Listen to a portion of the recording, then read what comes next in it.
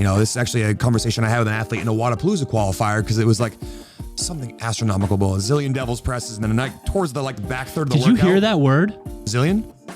Oh no, I heard astronomical or something. That's a word. I'm excited for the replay. Make up words in the podcast. That's another one for y'all. I hope you get a tracker somewhere, a whiteboard. Astronomical. Something astronomical is astronomical.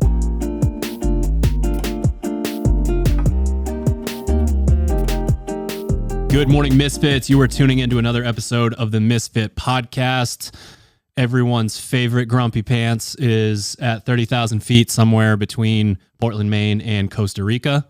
He's just getting ready to Photoshop another one of these. Yeah. He's That's gone to true. a really fancy Photoshop place somewhere south of here that makes him look really cool, but we all know that's fake. Well, so if you're not listening on YouTube, there's a fake photo of him surfing a gigantic wave in the studio. And I think that's a desktop to like a Microsoft 2001. That's what that is. He photoshopped himself on there. He claims it's pixely because the guy was far away, but I mean, that's one easy way to, exactly. Can you really even tell that that's him? I can't for sure. No. We went to Hawaii for a week and I don't think he caught a single wave. I saw him boogie board a little bit, body surf. And he got mad and showed me videos of him surfing, but who am I to know? I'm not a surfing expert. He also made a lot of children upset because he was stealing their waves. Yeah, that's true. A very good experience. At least for us. I don't know for him. He almost got beat up by a child. So it is magically, whether it really is or not, Thanksgiving week. I'm hungry. That means that phase 3 begins right now. And this podcast that we're going to do today, eventually at some point, we'll get into the actual topic of the day. But the podcast that we're doing today is the kind of thing where if you enter a new phase and start to audit the workouts that you're doing and take better notes, you can make a profound change in what we're doing.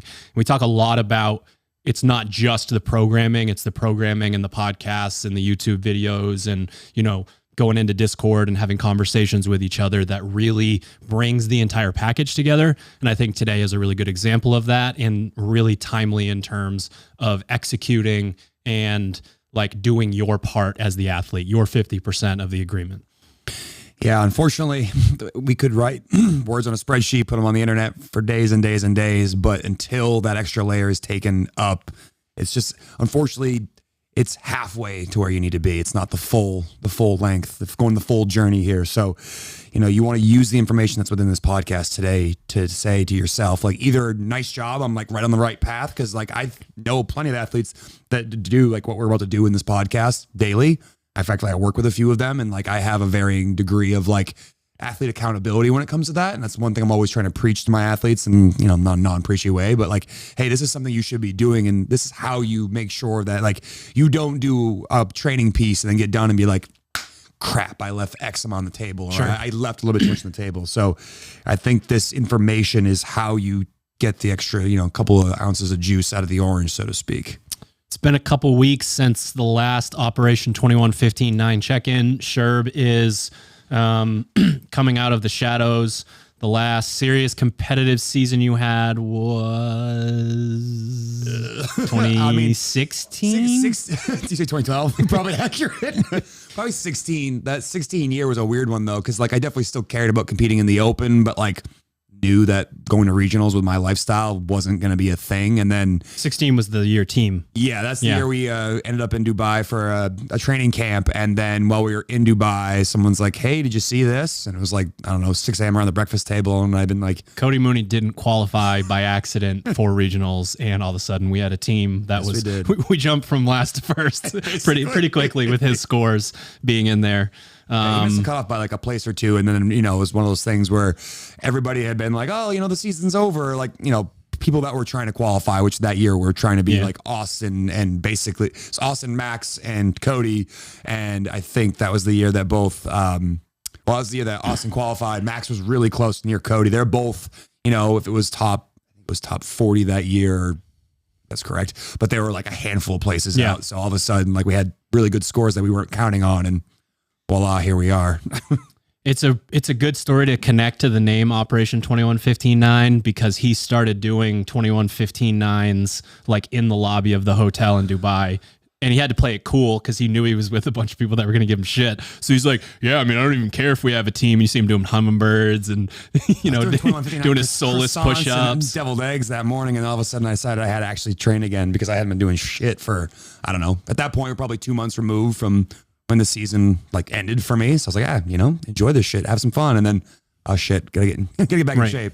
And we joke, but if you have... we're sitting in this room right now. We're doing this podcast about CrossFit. You coach at 2 CrossFit gyms. You coach remote athletes. You're an owner of Misfit Athletics. You are obsessed with CrossFit. You get made fun of for it, but it's actually kind of ideal. Yeah, it definitely helps. It definitely helps. It doesn't hinder me in any regard. Really. We honestly just can't help ourselves. And I will say that King Larry II is Luka Jukic, who has taken over for the biggest CrossFit Larry we've ever met from King Larry I. Yeah, he's succeeded me. He has by a lot too. Yeah, I mean it's hard to compete with him, and it's one of the things that I think makes him such a fun interview guest when we had him on that podcast. Like if you haven't watched that episode, we gotta have him on again soon. I still think that's one of our best time podcasts to check in of with all him. time. But what's that? Call him in right now. It is 5:46 p.m. He's probably in the middle of a session right now. He's either stretching or saunaing but that to listen to him talk about that stuff, it's really what you would want from an athlete. I think that's important that, athletes have interests that expand past CrossFit. But if you really want to make a name for yourself or you want this to be your whole thing, you have to have that level of give a shit and want to do this stuff. Otherwise it's like, wish in one hand and shit in the other and see what happens kind of deal. So he was a fun guest to have on. And that level of give a shit is what we'd aspire most of the athletes we work with to have, because again, he cares so deeply about what he does and all of his decisions are centered around his goal, which is some people can look at that and be like, how can you be only concerned with one thing? It's the best at anything are exactly like that. Exactly like that. And that's an important characteristic to acknowledge when you're asking, how bad you actually want it. It's how much of your being is revolving around this single aspect that, is a major goal of yours. True. And your individual season was 2014, correct? Yeah, forever ago. So you will essentially be reviving something 8 or 9 years later, which is crazy to think about. It doesn't feel like that in terms of history, but one of the reasons why I wanted to bring it up is that gap, and what does it feel like for you to be back into it in that way? And then I also know that you're in the thick of trying to navigate currently how to get your training in. We had a local competition this weekend. You had some big personal news come through. So you got a lot going on. And I know that some of the people in the Discord, if you're listening and you don't know what the hell I'm talking about, discord.gg/Misfit Athletics, sign up for a free community place. It's a great place to be. If you like everything Misfit and you want to know more and get more, I was gonna say Slack, but if you don't know what Slack is, then that's not helpful. It's a you. place for everybody to Congratulations. Holy shit. I wish I didn't know what that was. So where are we at? The balancing thing is still difficult. I do think that obviously being 8 or 9 years older than I was when I was trying to be more competitive from the first round of it has led to making this jump back into it a little bit easier. The maturity level of realizing you can't do everything every single day. The same conversations I'm sure all of you have with yourself when you're looking at, what you need to do for the day and you're fucking stressed because you only have 90 minutes and then a work meeting, you're gonna go pick up your kids or just life happens and you're really stressed about getting everything in. So you want to condense and squeeze things in.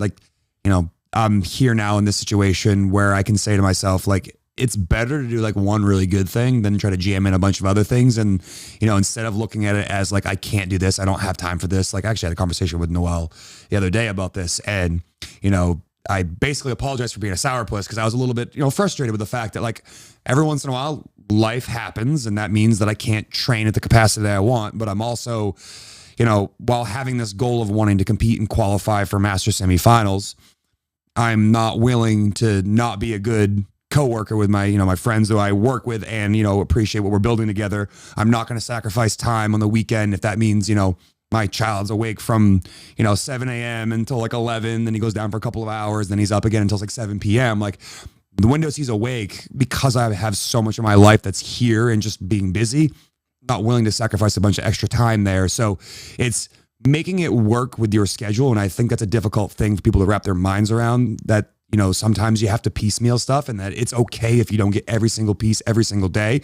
You just need to make sure that you understand that if you maybe either come up short or you're wondering why these things are in alignment, you know, you have to be willing to like take the sliders and move them around a bit so that you can have both, you know, you can be content in your own mind, proud of your effort, but also not putting other things on the back burner if they are equally as important to you. Sure. Now, if you don't have a kid, don't have a family, and you want to go to the CrossFit games and you train for 30 minutes a day, like, it's not going to happen. But you have to understand where those things lie. And I think that's the biggest change from 8 or 9 years ago to now, is navigating the fact that I'm going to be doing somewhere between an hour to 2 hours a day of training. And if it's focused for what I need to be doing, done at the correct intensities with the correct mindset and correct objectives, that I don't need to be in the gym the way I used to be, which was like, you know, I used to joke around here, like someone would come in the middle of the day and I'd be like changing out of one sweaty pair of shorts and be in my underwear, and someone else would be coming in and be like, hey, CrossFit's great, pulling on my shorts, and like trying to navigate like that along with trying to be a coach at the gym. Right. So, you know, the days of being in the gym from 9 a.m. until I coached in the evening at 5 p.m., just doing whatever I want all day, those days are gone. And I think it's a more structured and a better way to live, because, you know, I think that when you have less freedom in terms of like a just open free time, you end up being more focused, and you appreciate when you do have that luxury of that extra time. Yeah. So, you know, I think it improves my focus, which is something that I think I've always had a high level of fitness relative to like the average person, but the focus on how to use that fitness to make sure that you can express it hasn't always been there. And that's what I think is the biggest change from this time period to, you know, rewinding 8 or 9 years ago, when it was just like, hey man, you doing toes bar? Cool, me too. Hey, you doing deadlifts? Cool, me too. You doing snatches? Cool, me too. And it's just jumping into everything with a lot of direction. Yeah, I think it's kind of fascinating, and we'll keep checking in just in terms of the crossroads between coaching and training. We talked a little bit about that challenge, and at the same time, you don't even have to be, if you're listening, you don't even have to be a coach. It's really just this idea of, we are trying to impart as much of this knowledge as we can to you, but then what does it look like for you to possess the knowledge and try to act on it? Like, because there's paralysis by analysis, there's, you know, individual bias that you're not thinking of, all that different stuff. So you're kind of like the top example of it, but I think a lot of people listening have to learn how to navigate that and go through, you know, okay, so I have this new information. Am I actually using it? And then, you know, the subject of bias is always going to be there. Even, you know, best case scenario, you have a remote coach and you don't have to deal with it as often. But it's still going to be something that's there. Yeah. The topic of asking you to come help me get ready to try to do this goal of qualifying for semifinals, you know, I looked at it and I hemmed and hawed at it for, I don't know, 3 or 4 months, because I'm like, you know, I coach here. Do I really need a second person? Like, I know what a CrossFit athlete needs. I know what I'm good at. I know what I'm bad at. Like, do I need that thing? And I think the accountability factor in, you know, not getting caught up in your own ways. I was actually listening to a podcast earlier. It's like, how often do you like question your own beliefs? You know, you could interchange beliefs and bias in this situation kind of interchangeably here. And you'd be like, all right, like, do I want to do this piece because it's like fun for me and there's something I need it from it? Or is it like, you know, good, you can do that, but like, what about these other 3 things that you're not doing? So I think it's nice if you don't have a coach to have someone you train with, or, you know, every once in a while you just go against your instinct to make sure that you're not getting caught up in the same repetitive patterns, because I think that's what a lot of CrossFit athletes do. They think that like the best always do 6 pieces a day, so they always have to do 6 pieces. Or, you know, you think just because your lifts are pretty good, you're like, oh, they're not good as what I need to be, so I keep lifting even though I maybe need to do more time with mobility or more time with skill work. So I just think it's nice to have an outside perspective on that stuff. And it's really difficult early on to question your own bias. And it's a difficult skill because, you know, it feels like when you question yourself, you're attacking your own identity. You're like, is this, you know, your ego at odds with itself? And that's a hard conversation to have when you can like not set aside your own ego and see that as being like, this is just me being who I am. And I need to step back a second and go like, all right, am I doing this because my ego is fueling me because I know I can do really well on this, or because I actually need to be doing it? Yeah. And I mean, I've worked with people who are 10 and a 10 dedicated and will do anything that they can to get to where they want to go. And if they were on their own, they would get sabotaged somewhat regularly by their bias. So just this idea of doing it, the idea of trying to do it alone is probably not the best call, no matter how dedicated you are, no matter, you know, how like all in you present yourself as, or you feel you are. It's still just not a great situation. I think it takes a really special individual to essentially coach themselves. I've never found myself as someone who I got done as like upset with my like effort and things. I've always considered myself more of an effort guy than like a talent kind of guy. So it's nice to have a perspective that is more on maybe the talent side of things. Like, hey, like I know you're going to work hard, but that's just not enough. Like that's part of the equation. It's not the equation. And I think that's something that's always been kind of unique about our space. We always used to joke about like, you know, we were all lifting together, be like, ugh, what movement is that? It's like as a joke, but the idea here is like, hey, you should give a shit about how you're moving. And that's the real message I'm trying to communicate to you. I'm just, you know, doing it in my kind of bro way where it's like, ugh, is that a good morning or a back squat? But the idea here is that, hey, I want you to care about this because I see how hard you work.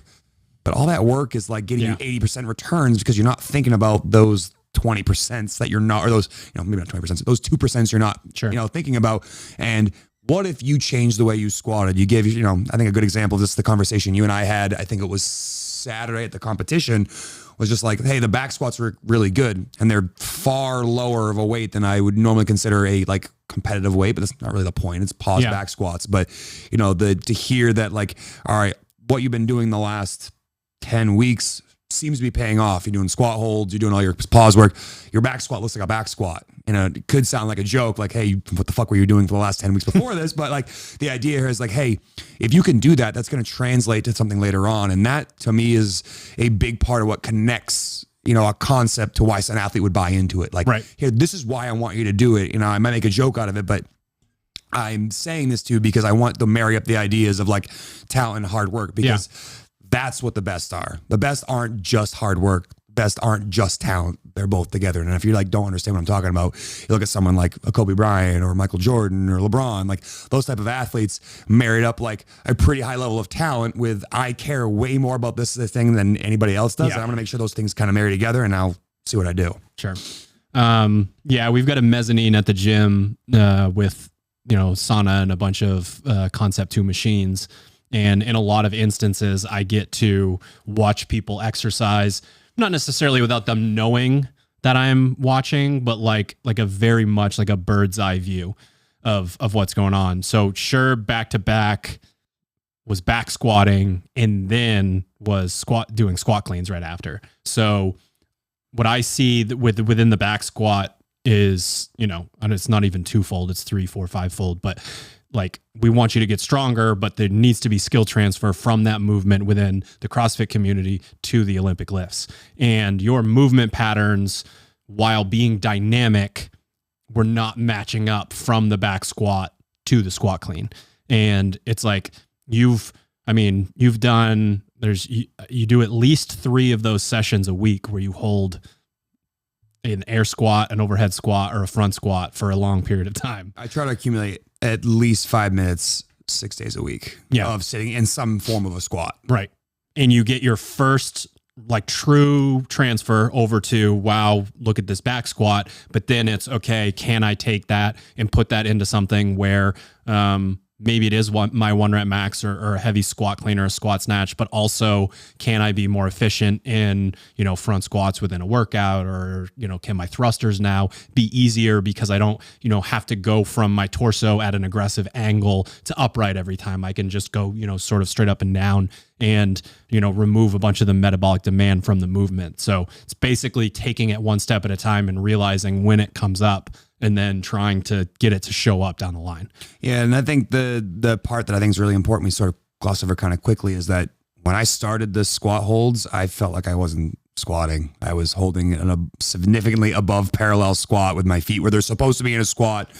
I don't have ankles that work. And to clarify, true squat hold, not collapsing into a shell of yourself as low to the ground as possible. I don't know what that's even like. So you have to tell me, Drew, what that's like. I've never been there in my life. The only way I'm doing that is if I'm like in the beach and I'm digging my toes in the sand, so my toes point straight down, then I can sit, vertically in my squat. But the early frustrations of like, why am I doing this? This is a waste of my time. I'm not even squatting. My feet aren't anywhere near a squat. I can't go anywhere near low.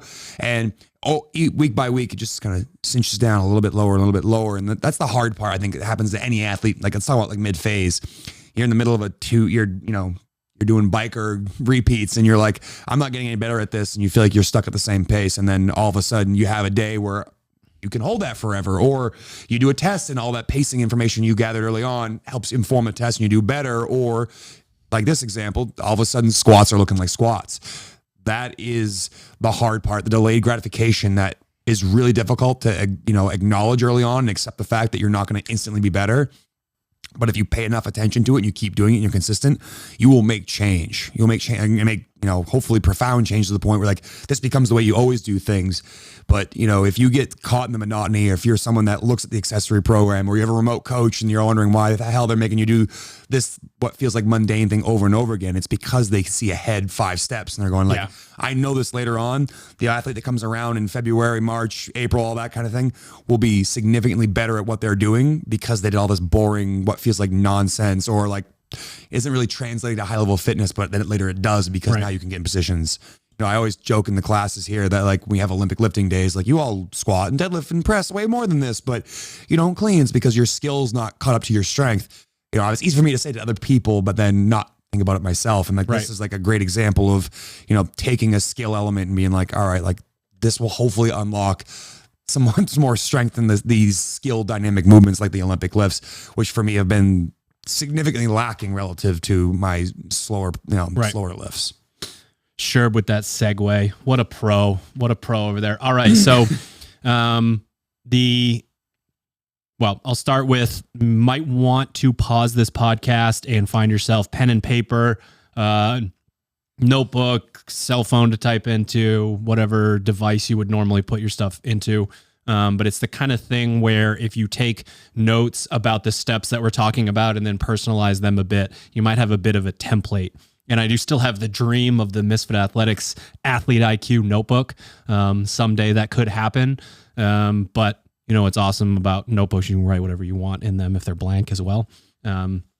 We just might make it a little bit easier someday for you to type that stuff in to an app or a notebook or something to that effect. So I was on the bike earlier in the week. I was doing a workout, and while I was doing it, I got the idea of I get really obsessive over data and comparing workouts and, making little spreadsheets with my, watts per kilo, and everything's, automated. And that's why you and Mark like each other so much. He's always throwing out like these ratings relative to kilograms of body weight. And I'm like, Mark, it's awesome that you know that. I don't know that, but like, that makes a lot of sense. But that is the detail level that is important if this is going to be something you really care about. Right. So I wrote something up that I was going to post in Discord, and then realized that, we do have hundreds of people in Discord, but thousands of people are following the program. So one thing that means, you could also pause and head to discord.gg/Misfit Athletics,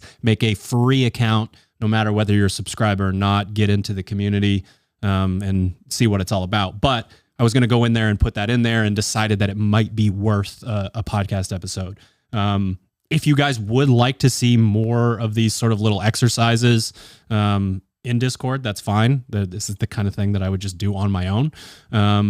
But essentially what we're looking at here is, and we can talk about the merits of it and everything after, but I'll work down through how I think about figuring out how to do a workout. So the workout, as many of you would have just done, AMRAP 4 minutes times 6 for biker calories, rest 2 minutes between rounds.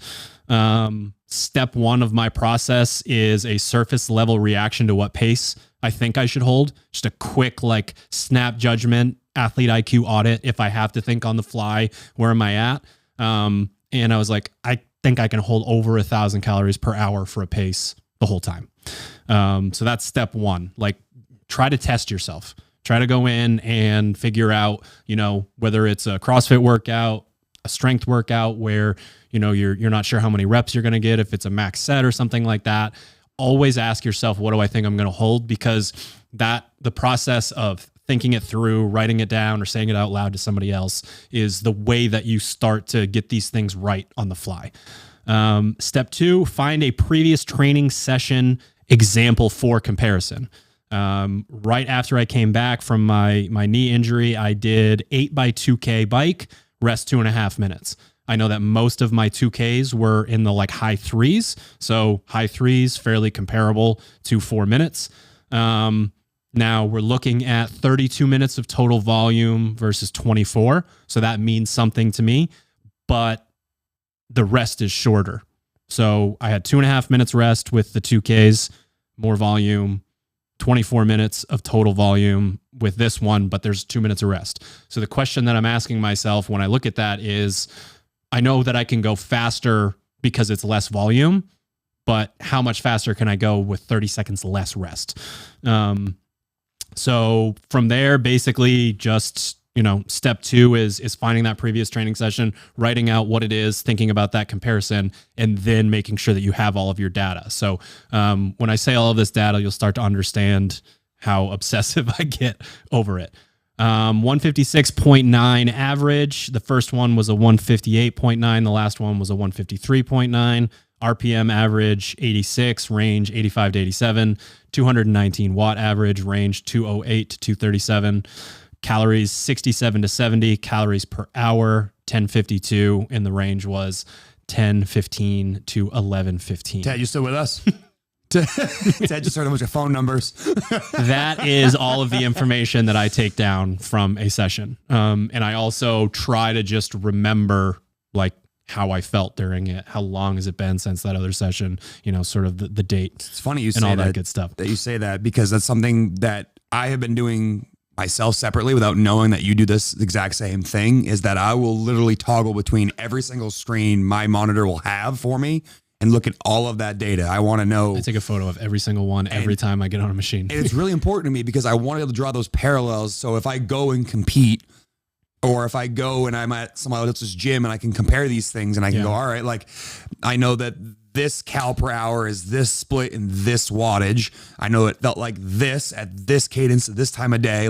All of these things are more data points. So it's not just good enough to be like you could have stopped at the very beginning and my average was a 156.9. And then next step, and a lot of extra information could have been just left off the table. And then how do you correlate that 159 to calories? The machine, the workout's about calories. You just gave me a split. How do you correlate those things? Excuse me. And that's really important, because that is taking, the first step and then going, all right, what's the next step, the next step, the next step. And I think it's something I haven't asked my remote athletes to do, but something I've been pondering quite a bit, because one of the things I like to do in my shoots with my athletes is I say, let's talk. I don't just outright give them pacing instructions in every single piece. You need to be between these two windows. I say, here is the general pacing guide. Let's talk. And then usually we have these conversations, and then I go, all right, well, you're split in meters. What's it in calories? What's it in wattage? And then they're go dig out the thing I gave you a couple months ago that has all the information and get used to that. But the more you're aware of this stuff, the more data points you have, and which I think is a huge part of this podcast, the more data points you have, the more dangerous you are as an athlete. And that's why that's so important.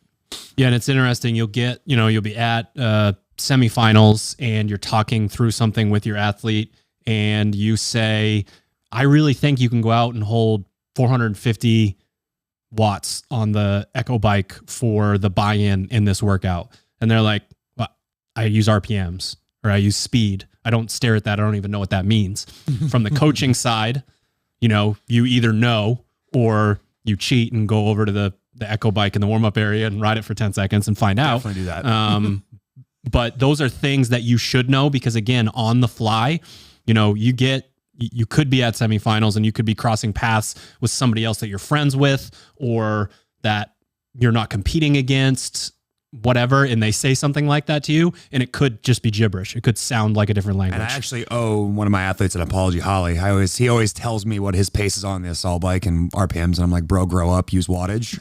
Sorry, Holly, I'm using RPMs now as well. I've come around to the idea. But again, it's because I want data, and it's good that you know that, but I also want you to know wattage, which is an important point here. And you shouldn't have our top data point at Misfit Gym Portland for the bike is wattage. And that's just a culture thing that you create. You shouldn't have that top data point. You should know all of them and know what they mean and how they correlate. Because an example would be the assault runner. After a while getting ready for the marathon, it was like, it is way easier to maintain a speed than it is to look at the wattage. The wattage is kind of all over the place. And there's obviously something to staring down at a monitor when you're running. It's not excellent. What's going to be cool in the future is when that shit's floating above you. I wouldn't be surprised at some point they had one of those arms. It could just attach an arm to it and it comes down and it hangs in front of your face. Because I always feel so stupid when I'm running and looking down. But if I don't, I'm something that like you just described, bounces around a bunch. So it's just it's like, how do I both collect good data but also not run like a jackass? And it's like, well, you got to be able to do both. And eventually that'd be nice to have that heads up display. But as you get more in tune with things and you find what seems to be a better representative of a metric, which in this case is speed versus wattage, it's just an observation you can make from training, which is why when you start to think about your training in this way, you start to make those correlations and realize what is the actual most important thing that I feel here. Another example that I can think of is we got an assault rower and we have a bunch of concept 2 rowers, and people will come up and be like, oh, I got a competition, like Wadapalooza was on assault rowers. And they're like, how do I correlate my data for all my, rower concept 2 to now my assault? Well, it's like 2 different machines. So whatever your split is on a concept 2 will not be your split on an assault, typically. So now you're like, all right, how do I take one more layer? And it's like, all right, subjective feel now becomes that metric, or strokes a minute become that metric. And there are some correlates, but that's why this data is so important. Yeah. The more you know, the more you then can translate it to other things, which is, another layer to this onion, is that when you start to get really deep into the weeds here, you can make those correlations on machines that are not even close to the same, and that also can extend to movements that aren't machines. All right, Misfits, just a quick break to shout out our show sponsors and hopefully save you not just a little bit of dough, but a lot of dough. Black Friday is upon us, and we only do one sale at Proper Fuel the entire year. It's 25% off site-wide, properfuel.co. We got your hydrate. We got your pre-workout, whether you want it with caffeine or without caffeine, and we have single-serve packets of a recovery. These products are designed to be used in unison. There's a kind of a symbiotic effect. So if you're going in and saying, wow, you want me to buy 3 things? Well, guess what? If you want to try it out, it's 25% off, properfuel.co. Stop what you're doing right now. Go into your phone, set an alarm for 11:59 p.m. on Thursday, Thanksgiving, because at 12 midnight, sharpentheaxeco.com has the biggest sale of the year, 20 to 80% off for Black Friday. You can save an extra 10% using your favorite athlete code. And if you're anything like me, Sharpen the Axe supplies basically all of your Christmas gifts for everybody in your entire family. So if you want to stock up, the best time to do that is Black Friday. But if you wait till 12:05, you're going to be SOL. So again, set an alarm right now, sharpentheaxeco.com, 20 to 80% off for Black Friday. You can get an extra 10% off using your favorite athlete code. Last but not least, we are brought to you by ourselves, misfitathletics.com for your individual programming needs, teammisfit.com for your affiliate programming needs. We didn't want to feel left out from Proper and from STA. So there's going to be a Black Friday deal for Misfit Athletics individual programming. If you head to misfitathletics.com and use the code word Black Friday 22, you will get 2 weeks for free and 50% off your first month. We don't do stuff like this, but again, Misfit wanted to join the party. So you can head to misfitathletics.com, 2 weeks for free, straight into 50% off of your first month. We are starting a brand spanking new phase this week. It is perfect timing, really low barrier to entry with that deal, misfitathletics.com. All right, back to the show. You're kind of explaining a stepping stone between the first example we have and the second example we have. The first example, I get all this data right in front of me. The second example, Sherb's going to talk through going through a similar thing in a CrossFit workout. With that assault rower, you're somewhere in the middle because you do have data in front of you. So if you do find a pace, you can stick to it. You know, you don't get too excited about, well, this person's going faster, so I'm just going to start going faster. But it needs to be based on feel. You need to know what it feels like to row at a 150 pace. If that's what the workout calls for, even if they flip the monitor down. You should be able to get pretty close with something like that.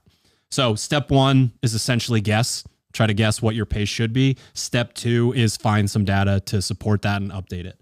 Step 3 is actually updating it and getting yourself set up for the workout. So not a huge change. I updated my goal from 1,000 calories per hour to 1050. And that's another thing where it's like, I am totally cool with that linear progression. Like if I'm okay with winning by this tiny percentage point. Like I'll have a day where my new, math PR is 1 watt higher or something like that. Yeah. Hell yeah. I'll take it. And we'll explain later why you want to sort of search for that stuff. So basically what I do, I try to keep in most workouts my RPMs between 85 and 95 on the bike to become more efficient on the bike. That's a recommendation from the cycling community, essentially, for when you're working on that. So what I do is I set the bike at a damper where my floor at 85 RPMs is 1050. So I know the low end of where I want my RPMs is also the floor that I've set for the workout itself. Step 4 is round-to-round updates, like auditing what's happening while it's really happening.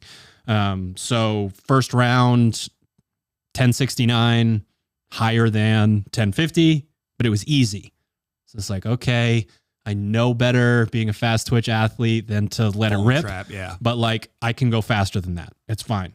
Round 2, I got faster, still easy.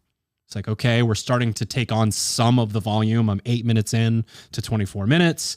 Round 3, still going faster. Now we're getting into what I would consider like a moderate effort.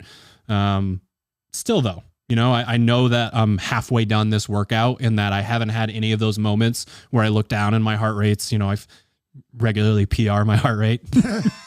I regularly, I don't know what that's like, but tell me more. I do it a lot. And not until round 5 of 6 did I feel like, okay, I'm starting to flirt with what's possible here. But what's really cool about that is you're stacking victories each round. I'm like, okay, that felt good. Like even when it felt bad, it felt good. Like I'm going faster than I have in the past. You're leaning into that confidence aspect. You're leaning into, I got a victory. I got a little bit faster. I got a little bit faster. I got a little bit faster. In the back of my head, I know that the fastest average that I had has already been long past. So it's like, no matter what, I know that my capacity is higher right now than it was before.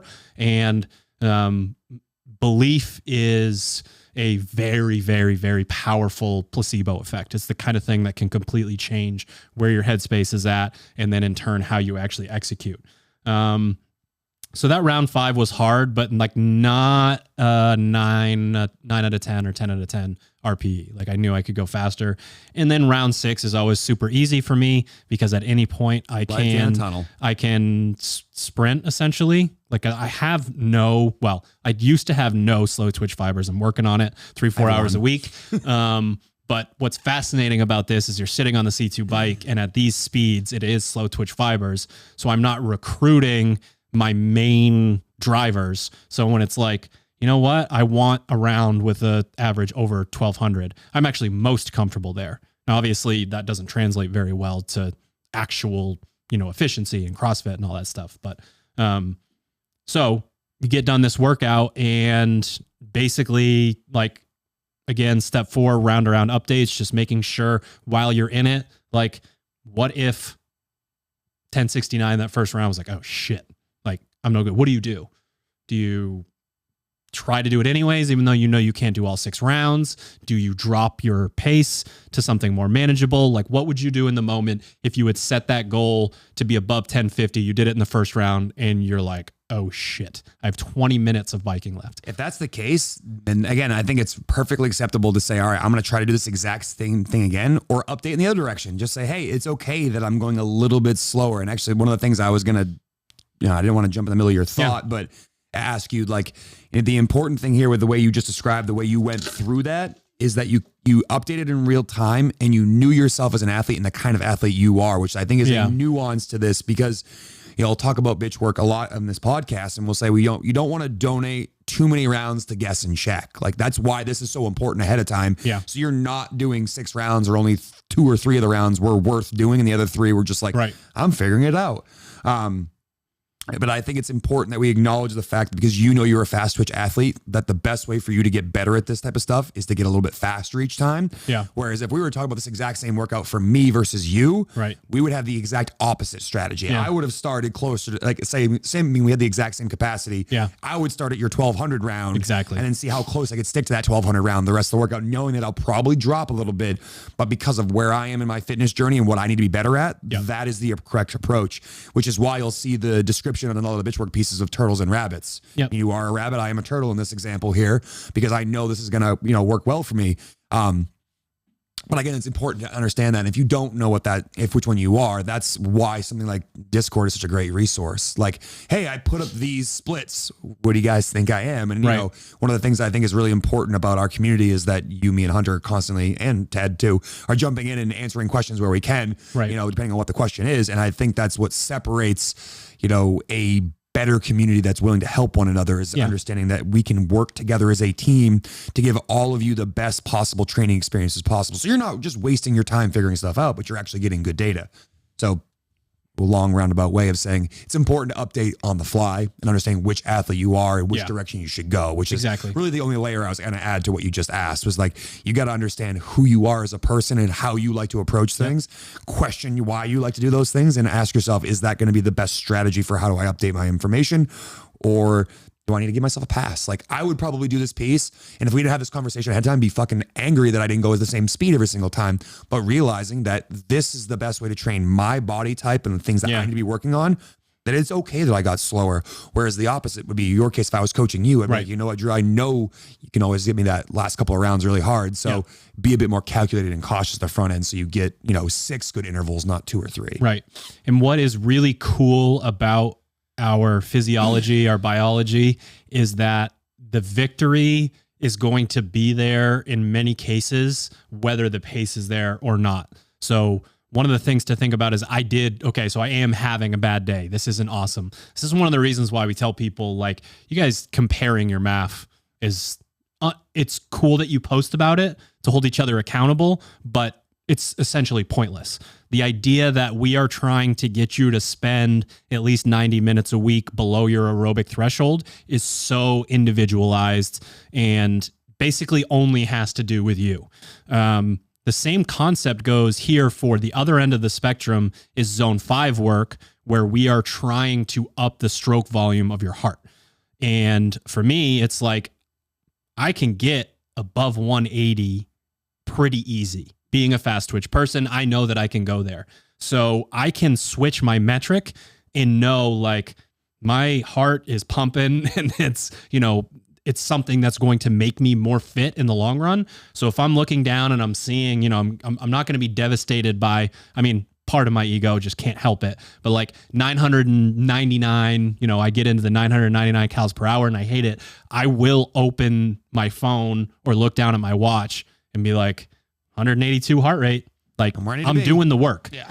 I'm putting 24 minutes of work in on the bike. My body is making these changes. And for whatever reason, it just might not be my day, but I am still getting it done. Like, that's one of the things for me. I hate rowing more than anything. I'm in zone 5 when I fucking look at it. Well, I think that menu zone 5, like, every time. I think it's really important here. That's like what you're describing here with like the pacing instructions is almost like street signs on the street, but like, you're still on the street doing the work here. So like, it's not to say that if you don't do every little bit of this every single time, you're wasting your time. It's just like, here's how to get more from that, or how to make sure you are, you're getting to your destination in a more efficient pattern and path than just I'll just turn the car on and I'll do a left and a right and hopefully I end up where I want to be. That's how I'm thinking about this type of stuff. So, what you're looking at there is just information, and you might be frustrated by that, but like, you're still getting the work done, which is a huge leg up. It's just, how do you take that leg up and make it more efficient? So step 5, and this is important for me as a person, and I know can be really important for other people is connecting the dots on external factors after the workout is over. Some people will wake up in the morning and open their Whoop app or their Garmin app and let a cell phone tell them how they feel and not really think about, how do I feel this morning? Do I feel rested? Do I feel energized? Do I feel motivated? There's so many factors that play into this.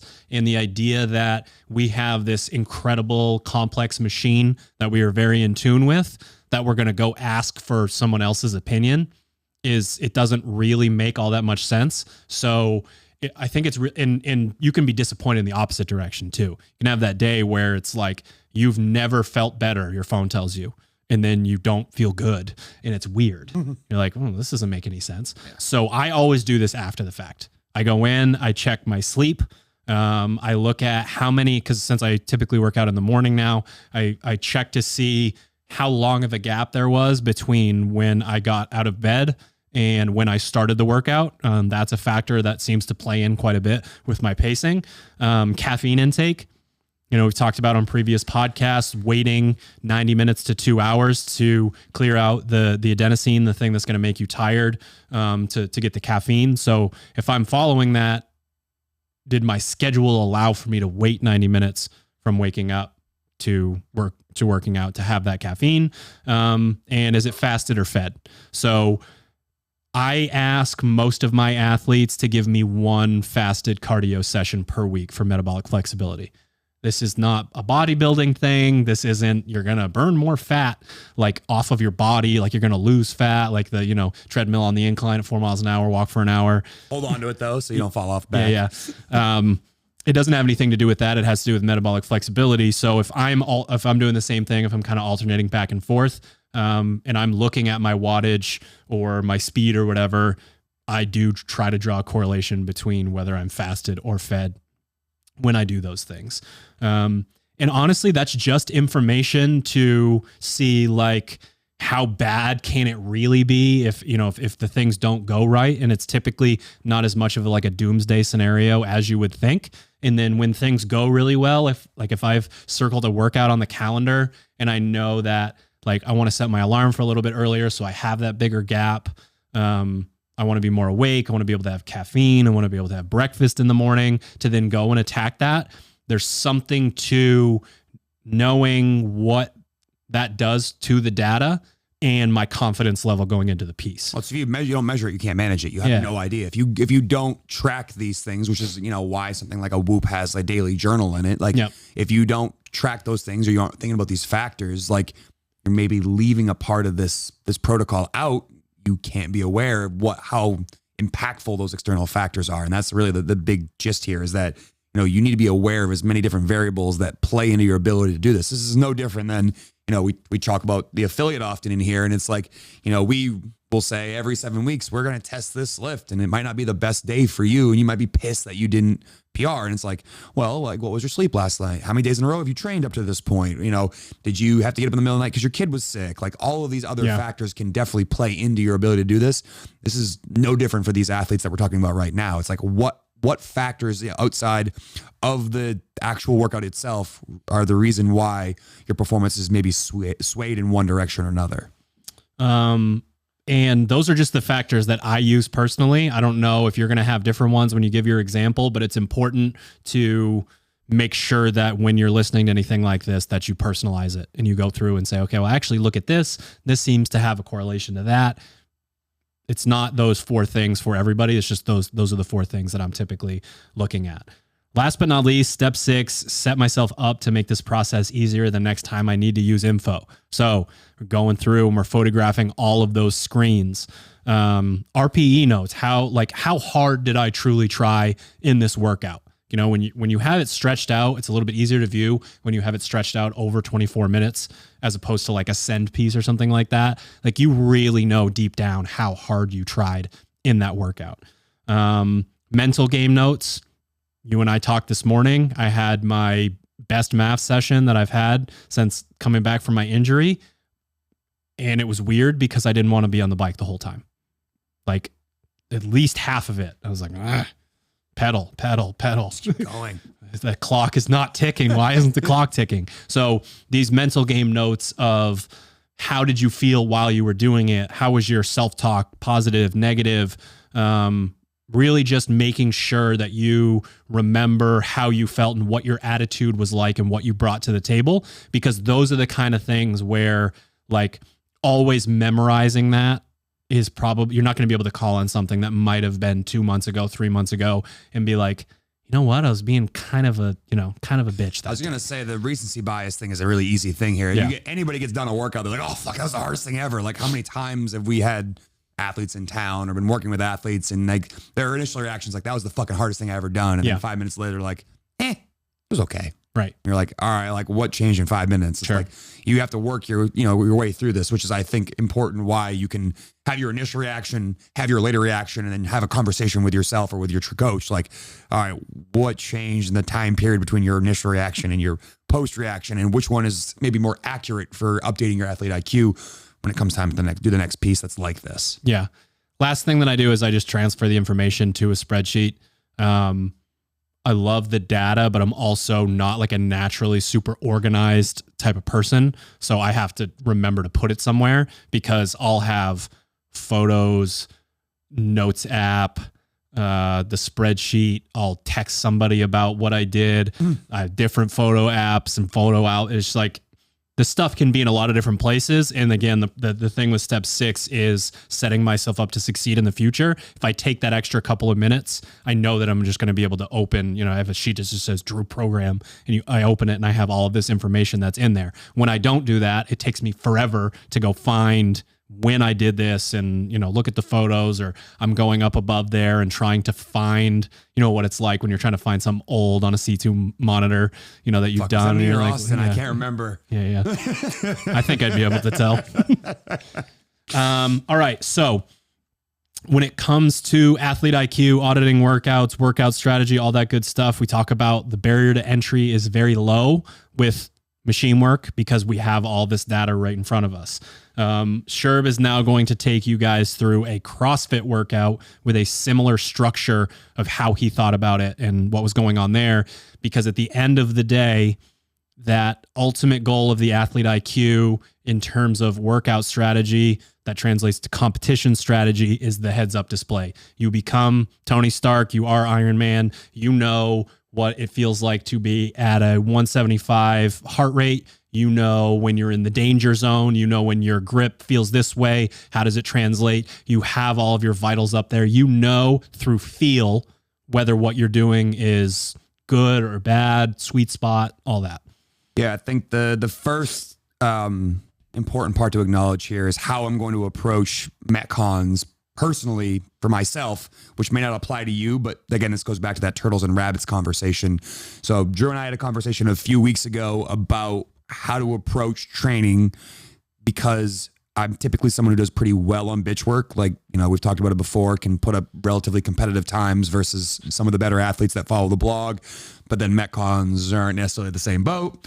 So trying to take the perspective of like, when I do a bitch work piece, I typically can go a little bit faster and a little bit faster because I know really well, because I have that screen, I have all that training data to know that like I can start here and I can go there and I can go there and I can end here. Like I have that information there really well set. Whereas a Metcon, historically, it's like, I'm going to try pretty hard at the beginning and then just kind of see how it plays out. And that usually ends up with me leaving performance on the table because movement breaks down, pacing is terrible, a lot of standing around doing nothing. And that's just not a good approach for a Metcon. So basically flip-flopping the way I approach those two things, attacking bitch work a little bit more aggressively. So it's okay that I slow down a bit. Yep. And where Metcons, I'm maybe a little bit more cautious so I can get a little bit faster. So the piece I'm going to talk about, I think, is from week 4, if I'm not mistaken.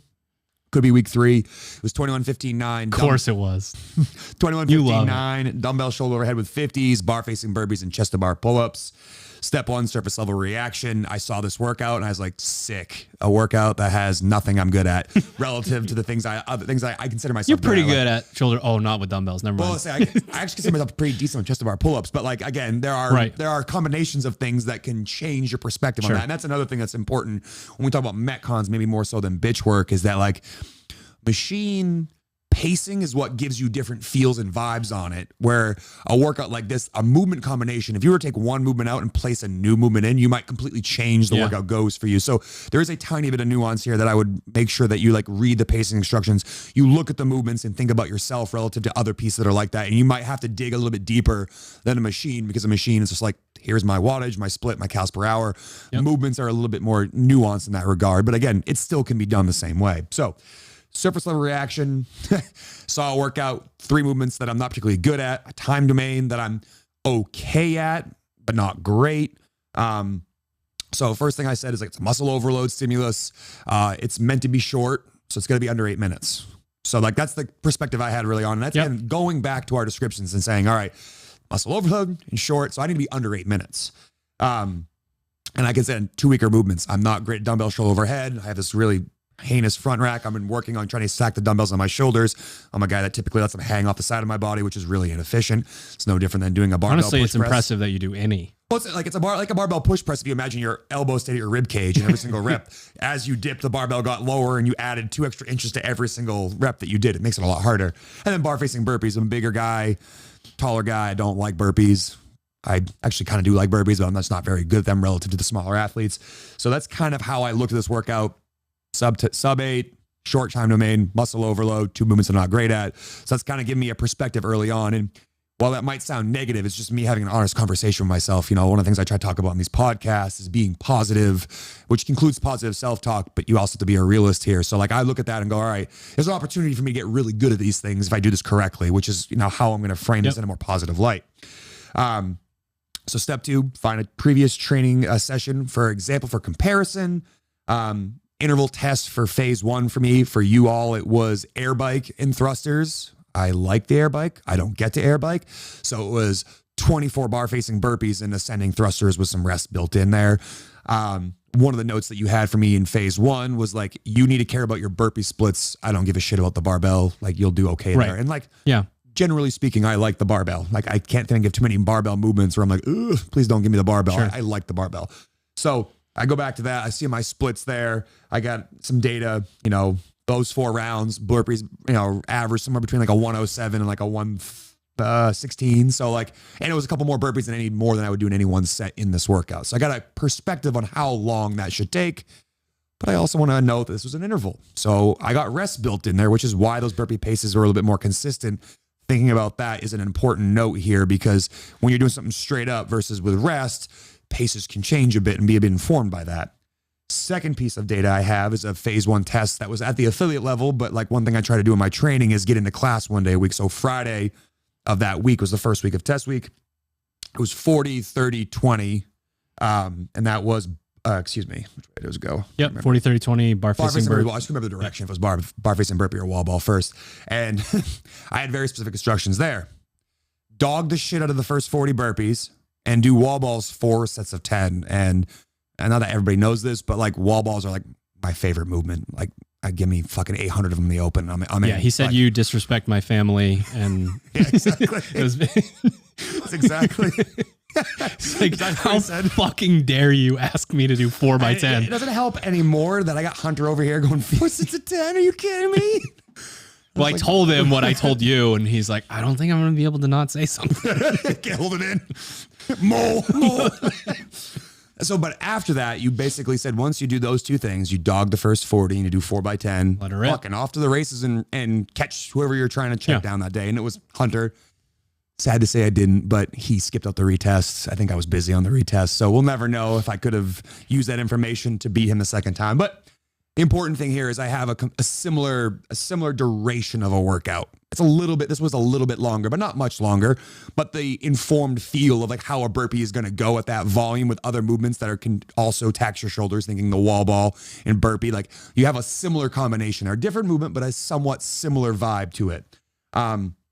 And my burpee splits for that were like the 40 were somewhere between 220 and a 230. The 30 was around 2 minutes. And the last bit was a sprint because I was almost done the workout and I knew I could do 20. How do you know your splits? Do you memorize them? Do you use your watch? I typically like to use my watch. I've been trying to be intentional with doing it in my brain, which is terrifying for a lot of people to hear me say that. Like I use my brain in the middle of a workout, but I'm trying to be more in tune with that because I think a huge problem, and the reason why a lot of my workouts go awry, especially in Metcons, is there's no governor. It's just fucking go. And it's to a point where I'm out of control and I'm not being, deliberate and cerebral with how I attack it. And if I just go blind, unless it's, 21, 15, 9 assault by calories and deadlifts, probably a really poor strategy for someone like myself. So, I try to look at those things, but if possible, what's nice about the Apple Watch or other fitness trackers is they can do like a double tap or a quick line on the ground just to let you know where you're at. But I try to keep track of those things because that is how you improve. If you don't know the data points, you can't improve upon the data points. And again, it goes back to like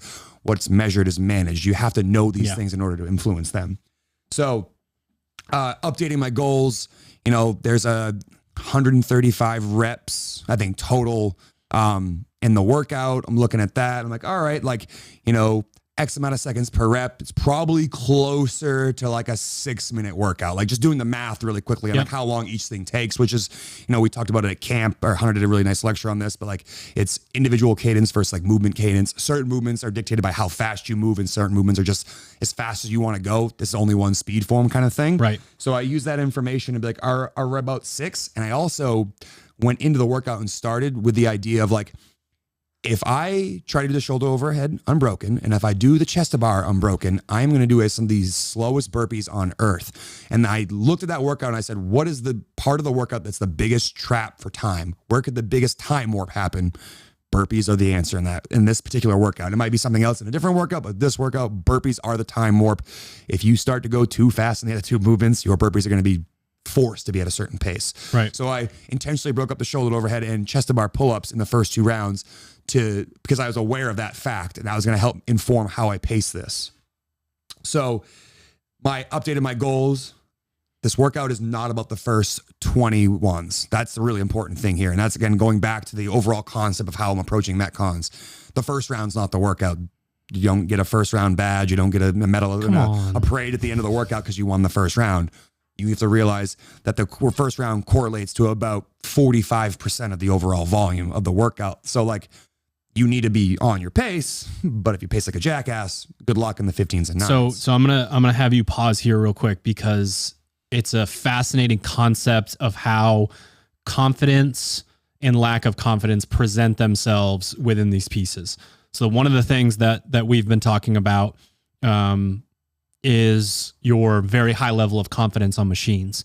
It has this sort of exponential effect when you go in, because not only do you actually have the capacity, but you believe in that capacity, and then that belief lets you sit at a higher echelon than it would if you had capacity but didn't believe that you could do it.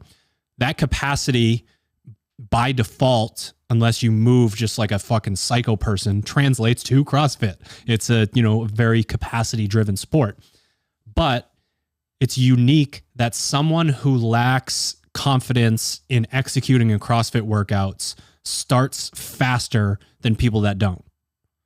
So a lot of people who aren't really so sure about how a workout's going to go, you find them with these, you'd call them, I don't know if you'd call them positive splits, but you basically get slower and slower and slower each round. And the reason this is fascinating is because I believe it manifests panic. The idea of I'm going to do my thing in round 1 doesn't mean a whole lot to someone who is fit and confident, right? Yeah. I can put the dumbbells down. You think that person over there is going to beat me because they went unbroken in round 1 of whatever, a 5-round workout? No. I am confident enough in my abilities that I can do 15 shoulder overhead with those dumbbells, set them down, shake it out, pick it back up, and do 6. The rational brain, the brain outside of the workout, the brain where if we sat down and really broke it out, I would say, do you think if you set the dumbbells down once in this whole workout that it's ruined? And you would laugh and say no. But when you are in the moment and you are doing a CrossFit workout against other people and you're really struggling with that confidence aspect, it presents itself as this like overconfidence, like, holy shit, this person's stomping the gas pedal at the beginning of the workout.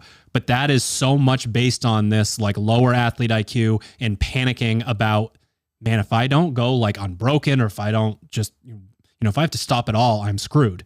So the idea of taking that confidence and backing it into, this is a smart strategy, and I do not care if you go unbroken, I'm going to be able to catch you at the end, is super important. It's just one of those things where it feels counterintuitive that not having the same level of confidence in different areas would it present itself as like overextending yourself early. Yeah. So furthermore, in the updating the goals. So once I got into the workout and I actually started it, I approached the shoulder overhead, just like you said, 15 and 6 chest to bar pull-ups. I think I did 3 sets because again, just because I could and I knew that was the right strategy. And I did the burpees and I stayed moving. And I look at the clock because, again, I want to be aware of these things, can update them on the fly. Even though it's not an interval piece, you know, it doesn't hurt to glance at your watch or glance at the clock just to see where you're at. I had finished the 21s and it was a little over like 2.5 minutes. Yep. So now I'm like thinking like, all right, I'm about halfway through, 2.5 minutes in, maybe high fives is possible. I probably can't keep going the same pace. It is about 40%. So I'll go a little bit longer than 2.5 minutes for the back half of this workout, but you know, somewhere around 5.5 minutes might be possible now. And I kept saying to myself, like, slow motion beats no motion. So it makes no sense to sprint and then stand around at the next movement, stand around the next movement. So you finish the 21s, you go back to the dumbbells. I probably could have done 15 in a row, but I don't know what my burpees would have been like right after that. So same idea, did 10, took a break, picked them up, did 5, went over the burpees, did what I consider pretty consistent 15 burpees, went to the chest to bar pull-ups, did 2 sets again, because again, all right, now I know at the 9s, there's no pacing anymore. I have 27 reps left in this workout. Now it's time to go. And I went. I ended up finishing the workout somewhere around, I think it was 6:10 was my time. Yep. And you and I had talked about this afterwards. You know, it's important that when you finish a workout, you go back and think about it and you have your initial reaction and you have your delayed reaction later on. You have those conversations because, you know, and having the initial reaction was like, well, fuck, that was really hard. That was a, 9 out of 10.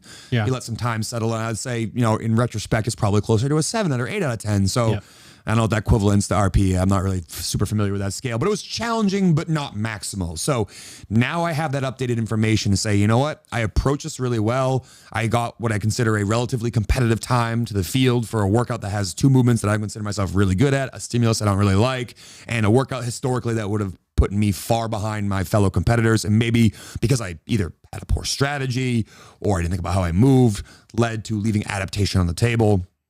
And I'm happy with how I did, but now I have a new framework or a new mindset for how I can approach this. If something like this came up again in the open, I'm thinking, 6 minutes was challenging, but mid to low 5s is definitely possible. It's going to require me to go to a different place or maybe push a little earlier than I wanted to. But that was kind of how I felt as I went through this. Is I got my midway point update, and then I, say, all right, what could I have done better next time? And that's maybe going a little bit darker in a piece like this because it's muscular overload, but as we all know, when you do burpees and shoulder overhead and chest to bar pull-ups, it's also going to feel like gas. So it's like a little bit of bordering on both. So that's kind of like how I thought about it round to round. And then I started thinking about, talk about next step is the external factors. What's different from what I said? Like, what are the things that you're thinking about outside of, doing the actual workout? What are you thinking about in terms of, success or trying to, reverse engineer it for the next time, not do the same thing for the next time? Yeah. So the first thing I try to connect to is like what my day was before, the days leading up to this day, because how you train year round or how you train leading up to a piece influences how that piece goes. So like where your battery is at relative in the week. We're talking Saturday morning or on day 5 or 6 of training of that week of me. So like I'm towards the end of the week. Now, don't get me wrong. I don't take like complete full rest days all that often. I do them occasionally when I feel like I need them, but I know that my battery is starting to dwindle a little bit towards the end of the week. So I first just think about like what I've done already that week. Second, I think about, all right, how did I fuel yesterday? What went into my body yesterday to make sure that I could train at this high level? And did I do a good job of balancing my calories and my inputs throughout the day? Because one of the things that I did for a while was intermittent fasting. And then I quickly realized that I was doing like no eating because I was busy, and it was fine when I was not trying to train for anything. But if you're trying to be competitive, if you're jamming a bunch of fuel in the gas tank at the end of the day, you're probably not digesting it. It's going to fuck with your sleep. You're not going to get all the nutrients that you need. So like, what did my nutrition look like the day before? How did I wind down the night before? Did I get right to sleep, or did I, toss and turn a bit in bed? And if I, maybe I ate too late at night, did that fuck up my sleep so I couldn't sleep really deeply? Yep. The fact that it's first thing in the morning on Saturday morning, I have a PT client that meets me at 7 a.m. every single Saturday. So like I'm getting up a little earlier than I normally do in the morning. Like how does that impact my ability to push a bit when I'm getting up at a different hour than is like a common for me? And then from there on, it's just like, what did your prep look like? How well did you prep for the workout? And like we talked about earlier in the podcast, some days I realize I have an hour and I got to make it work. So, I would love to say every single time I do a Metcon or anything, I do a full MAF warm up and I have all the time for activation. But sometimes it's like, if you do that, you don't do the training piece. Like your workout would be your MAF warm up and activation. So how did I condense that? Were there things in this that really helped me get ready for shoulder overhead, burpees, and chest to bar? Or did I pick movements that were better for other things to warm up? You know what I mean? Like, did I address pulling in the horizontal plane versus the vertical plane? And what did that lead to for my ability to do that? So I try to think about how did I set myself up in the preceding, I would say, 5 minutes before, all the way back to like a full week before that and what that has looked like, because I think those factors have a tremendous effect on that. And that's another reason why we talk about training partners.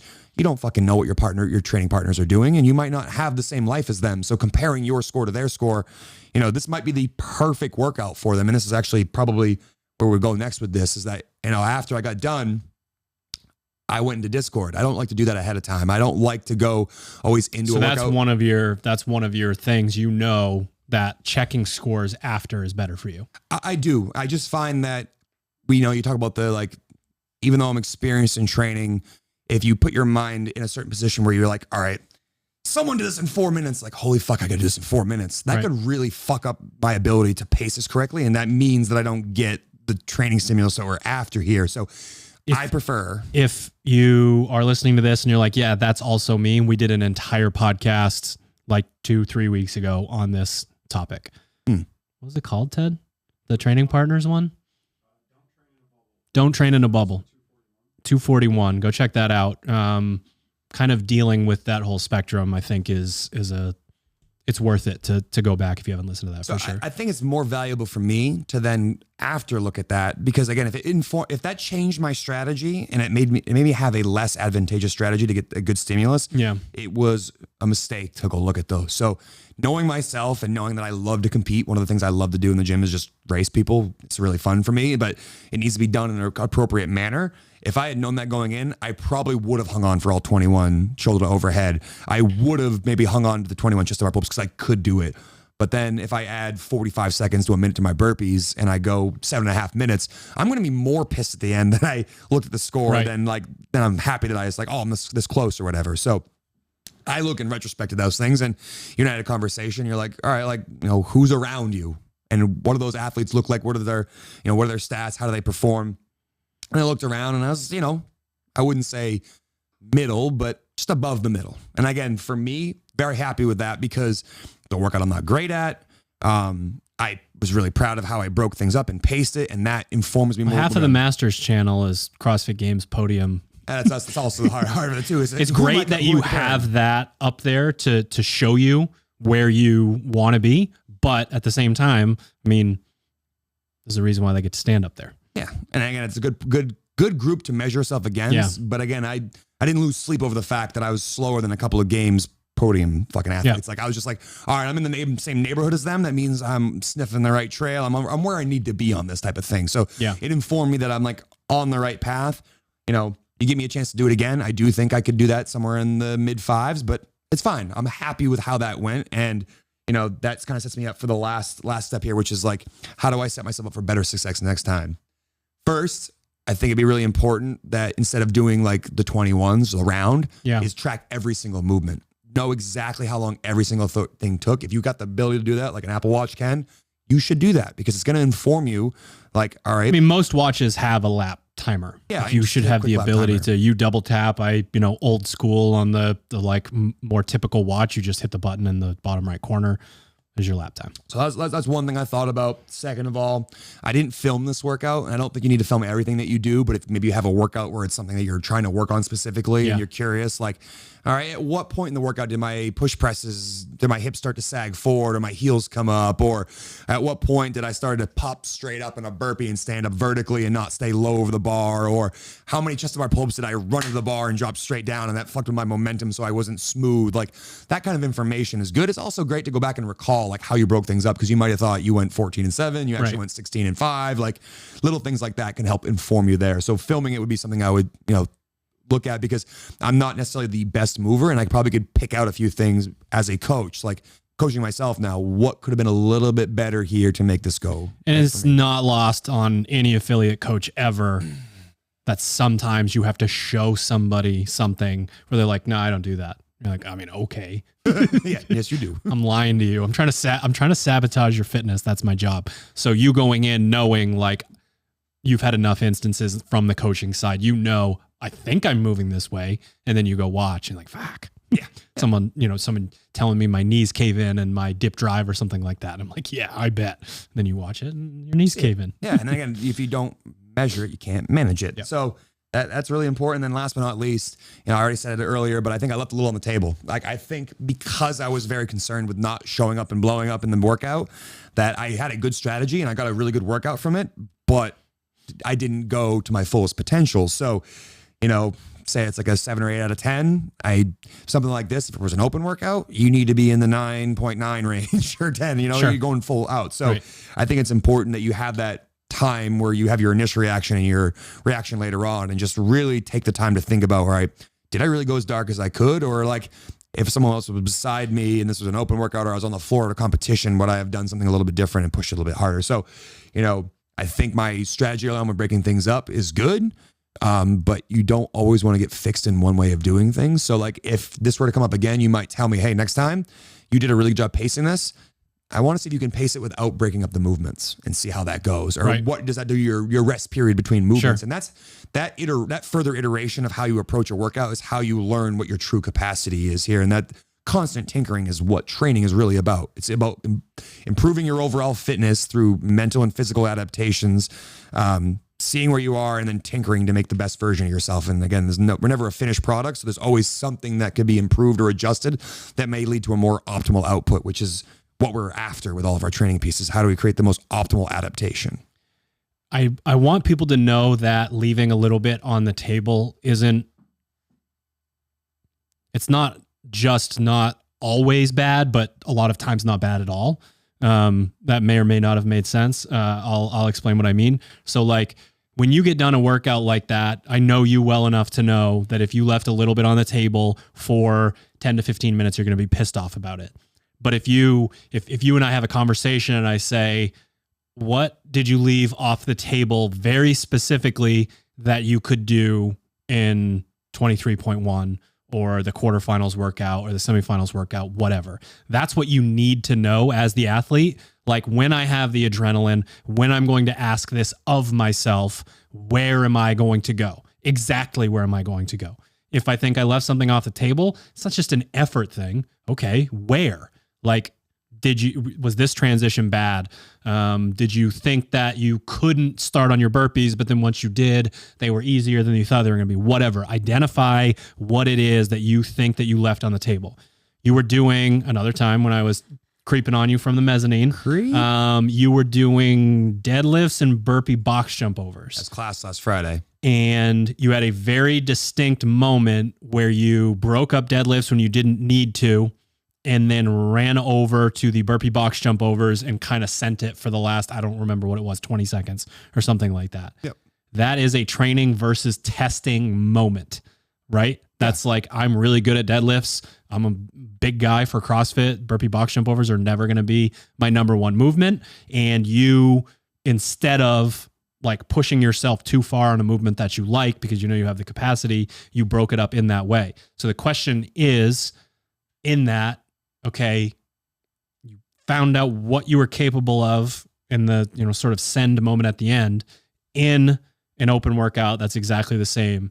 do you stay unbroken on the barbell and still go over and do that? If you go unbroken on the barbell, does it fuck with your transition or your ability to go into that? So it's just those moments of knowing, okay, it's training versus testing. If it was testing, what would I have done? It's training versus testing. Shit, I left something on the table. Well, that's okay. What would you do differently if it was a competition? I think the important part here too is that this lesson was like something I should know, and something I would tell an athlete as a coach. It's really easy for me to see as a coach to somebody else. Yeah. Telling myself this isn't as easy. If you go back to the example I gave you earlier on with the 40, 30, 20 bar facing burpee deadlift, or excuse me, wall ball workout, excuse me.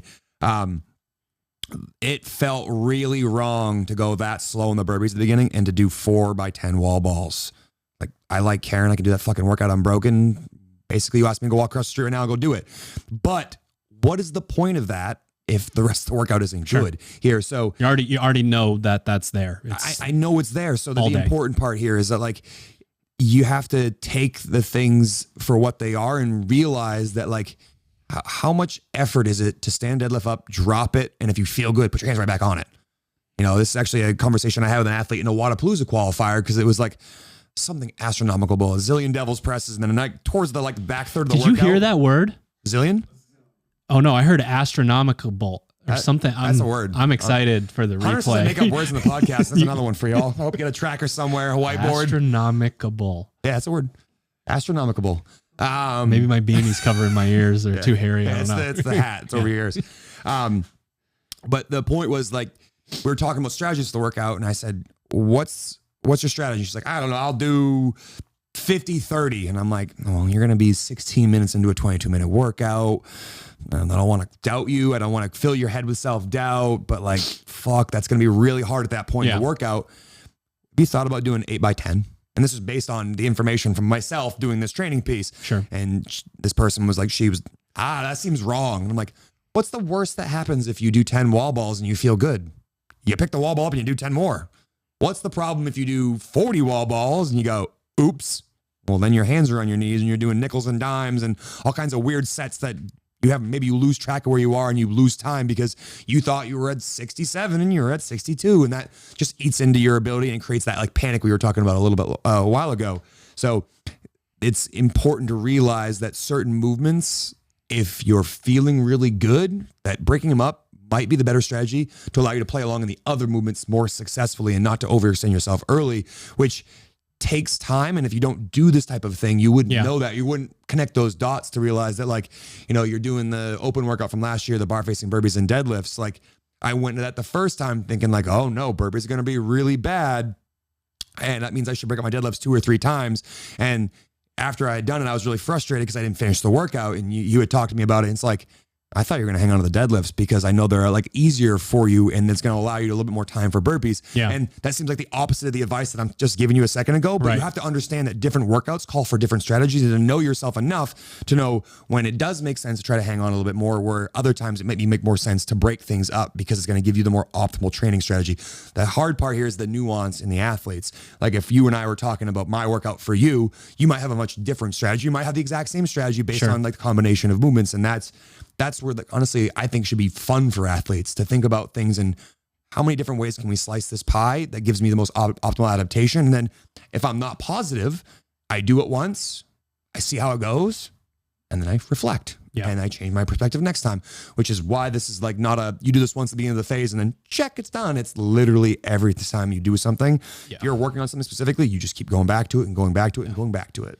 At the highest levels, getting permission from somebody else to have a strategy like that is very helpful.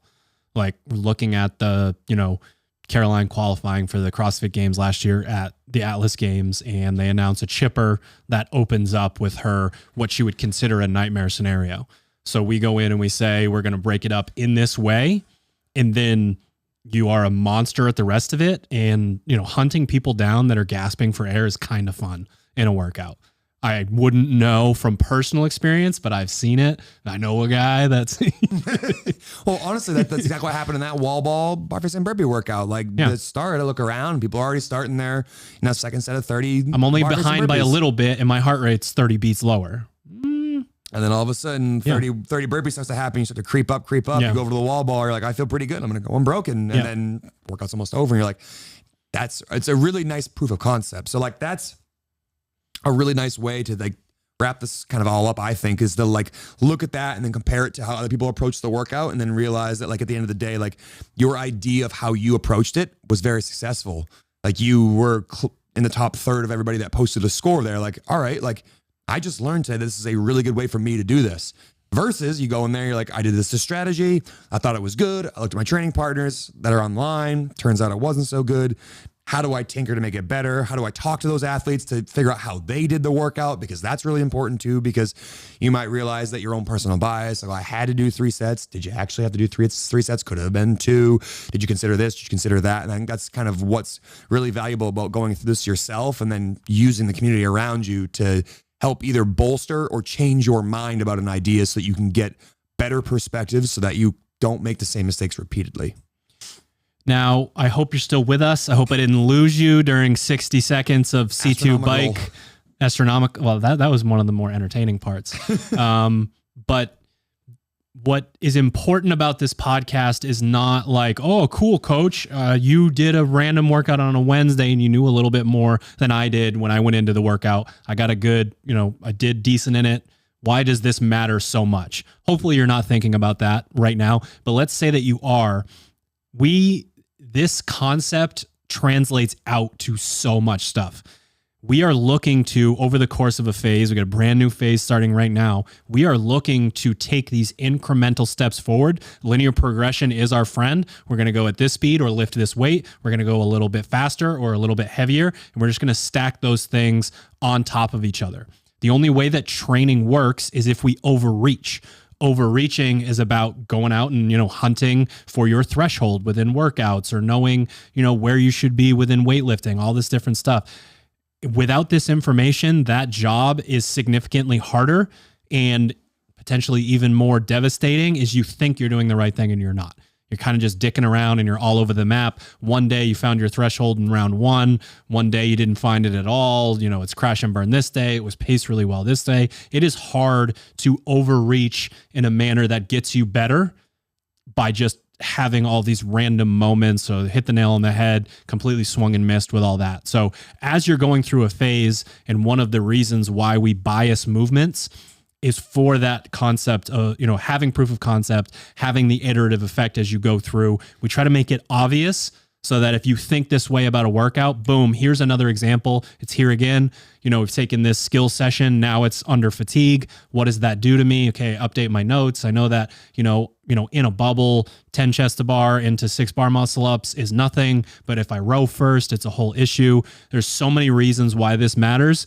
And then the pinnacle of that is, okay, you've learned that your adrenaline when you go into a competition is this like 10% boost for you.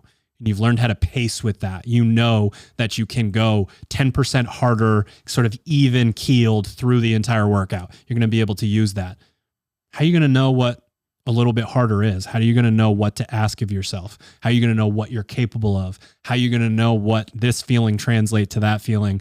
Because I know that I take notes.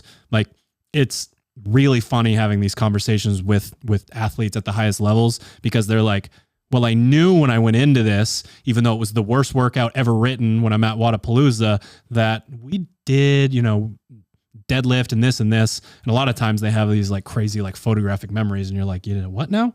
Like I did the 11th deadlift at 238.6 into the workout. And it really is kind of like that. And that's one of the main reasons why we obsess over this, and something that we saw in the early days of coaching games athletes is like, wow, these people really like memorize this stuff. But if you're not that way mentally, but you have similar goals, how do we help you figure out what the best athletes in the world are thinking about as they're going through stuff? I don't have too much more to add to that other than the fact that you have to, again, take the information you've heard in this podcast and then figure out how that applies to you. And essentially, I think the important part here is we went through a bunch of steps. Like, if you're not used to this style, like literally look at your training week, pick maybe 2 pieces to start and do this for just 2 pieces. Yeah. You probably have notes either in Discord or in your notebook or in some sort of workout tracking app. Go step by step through this and try it once. And then before you know it, it's just going to be how you do it every single time. Because again, it's going to set you up for more successful training which is the only reason why we're doing this podcast, is to help you understand that, like, if you really want to take that next level up, you train really hard, you do all the other things outside the gym, the nutrition, the sleep, the personal relationships, all that stuff, and you're wondering why you feel like you're still maybe a little bit behind because you haven't done this yet. This might be the thing that helps kind of give you that exponential leap upward that you're like looking for with all your hard work, but are just wondering why so often you feel like you're doing so much guess and check instead of like really like focused, dedicated work that then leads you to be, you know, top of your class or performing at the level that you should be performing at. I think we sort of did final thoughts without saying that we were doing final thoughts. The only thing that I want to add to this is if you guys liked this episode, let us know in Discord. You can let us know by saying, I liked that, or I didn't like it, or boo, cool, man, 67 watts, you're a loser. All right, sorry. Or you can tell us you liked it by saying, here's my audit of this workout. Here's how I thought about it. Maybe let us know what those external factors are. Whatever it is, discord.gg/Misfit Athletics. We do it? Yeah. All right, ladies and gentlemen, thank you for tuning in to another episode of the Misfit Podcast. And thank you to our show sponsors. You might live under a rock and you came out to listen to this episode. It is Black Friday week. Sharpentheaxeco.com, 20 to 80% off everything, even the brand spanking new stuff. Use your favorite athlete code. You can stack that on top of it to make everything in the store 30 to 90% off. Sharpentheaxeco.com. You can also head to properfuel.co. We do one sale all year long. This is the only sale that we do, 25% off site-wide, properfuel.co. All right. See you next week.